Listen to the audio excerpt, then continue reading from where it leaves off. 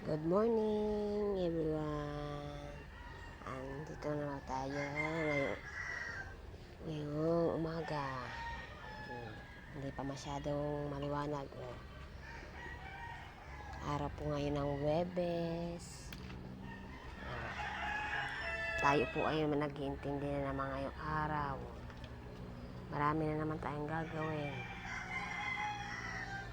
Ngayon po ay araw rin ngayon ng tapunan ng basura, guys. Kaso, yun sa akin, diyan nakalagay, diyan nakalagay siya. Kaso, pumasok po yung mister ko. Yan, ipinadala ko na yung pinabitbit ko na sa kanya yung basura doon sa may baba kasi ang dami kong gagawin. Kala ko nga reklamo siya. Buti binitbit naman. Hindi pa tayo masyadong maliwanag, guys. Ano pa lang, mag-aalas 6 pa lang po ng umaga. Ngayong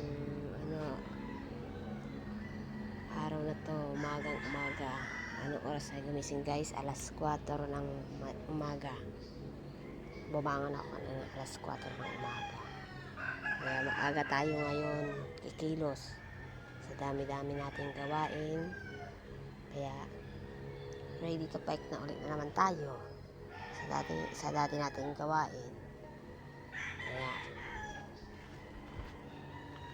ang mga kapitbahay ko nga puro tulog pa. Mga tulog pa yan. Iilan lang kaming gising.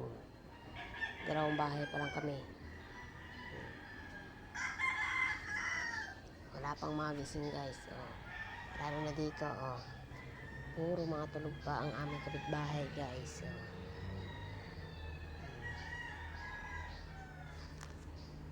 Paliwanag pa lang yan, guys. Tingnan nyo.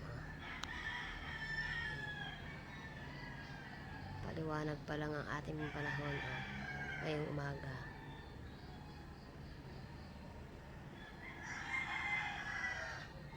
Kaya good morning sa inyong lahat. Nagtitilaok pa nga yung mga manok, pati yung mga butiki. Nag-iingay pati butiki.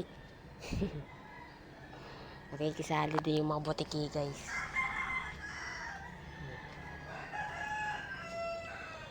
May ilaw pa nga dyan. Ayan, may ilaw pa sa kapatid ko. Yun, bukas may ilaw nila. Kaya ang dami nating iniisip na gagawin niya ngayong umaga. Mga tulog pa ang ating mga kapitbahay.